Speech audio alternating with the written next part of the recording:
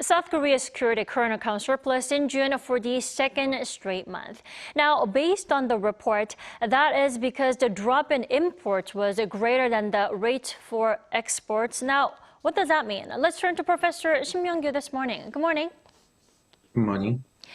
First off, could you explain the latest figure to our viewers? I mean, what does it mean to say the country logged a current account surplus for 2 months in a row? Oh, well, let me first point out the exact number. Export has declined by about 7%, while import has declined by 12% a year ago, and hence we could see a current account surplus in June. In the sense that there have been current account surplus for 2 consecutive months, this is good. However, it might be actually not a good sign for Korea. If the economy is in the recession, the aggregate activity slows down. In a country like South Korea, which heavily depend on export, recession implies lower demand for intermediate goods imported from foreign countries, while demand for final goods exported to foreign countries.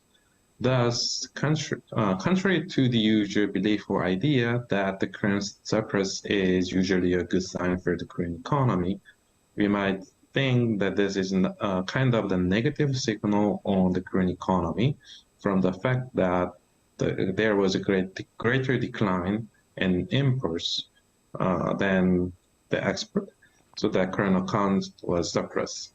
This is what is usually called to be the recessionary trade surplus. I see. Then, Professor Shim, let's also talk about the goods balance. Now, that's the way of tracking imports and exports, right? That saw a surplus of $3.98 billion and also recording a surplus for the 3rd consecutive month. Now, what's behind the positive figures this time then? At the first glance, having goods balance surplus for the last 3 months seemed to be good. Again, however, positive figure is not always good news, especially for Korea. If the good balance is positive because there was a positive growth of exports and it dominates that of imports, then we can say that it is really a good sign, especially for Korea, which is a small economy. However, if you look at the data, this is actually not the case. During the first half of this year, growth rate of export has been less than 6%, and the growth rate was even lower than minus 10% for 4 months. So import has showed a negative growth, but the size was smaller than that of exports, and hence we have observed goods balance deficit for most of the first half of the year.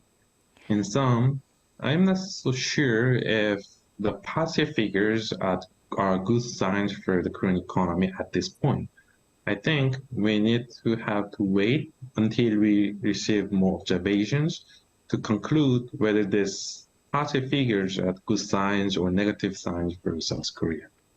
Right, you've just mentioned the overall current account surplus for the first half of the year. That came to around $2.4 billion. Now, that's 1/10 of the figure that was recorded a year ago, right? That's a huge fraction. Now, why is that, Professor? Oh, well, yes. It seems to be somewhat disappointing that the current account surplus is only 1/10 of that year ago at the first glance. The goods balance was mostly in deficit during the first half of this year, mainly due to the heightened uncertainty around the world and lower demand due to the continued heightened contractionary monetary policy that drags down the global growth. Also, more overseas trips due to the endemic, which results in service balance deficit, was also the reason why Korea had much smaller surplus compared to the last year. In particular, the service balance deficit became twice of that in the last year.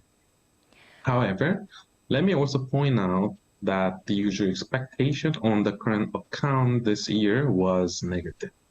For example, both KDI and the Bank of Korea, which are 2 of the most important institutions that provide forecasts on the Korean economy, expected that Korea will have the current account deficit during the first half of 2023. So while I do not know if my comments really receives a concern on the current economy, but actually this is not that bad compared to what we have expected. Now, Professor Shim, we still have a good 5 months to go for 2023. What's your outlook for the current account in the latter half of the year then? For that, my expectation on the current account for the last half of this year is not that positive for the following reasons. First of all, the export has not fully recovered, even though it would have benefited from the depreciation of Korean won compared to the US these days. If domestic currency is valued lower than usual, suppose we need more won to get the same amount of dollar, Korean exporting firms would have benefited from that situation because they have competitive power in terms of the prices. This is supported by the historically higher price level of the interest rate gap between Korea and the US. However, such a large interest rate gap cannot be sustained, which is potentially have the negative impact on the competitiveness of exporters in Korea, and thus current account surplus might not be that prolonged. Second, the tightened monetary policy in the US and other advanced economies like European countries have made it difficult to export due to lower demand. And I think this trend will not change that much because for the last year, because the Russian invasion on Ukraine will not end that soon. And also the global economy can further decline due to the prolonged regime for the high interest rate. And it seems like the barriers to export increase, such as the IRA. All right. Thanks so much for joining us this morning, Professor Shim. You have a good day. Thank you, you too.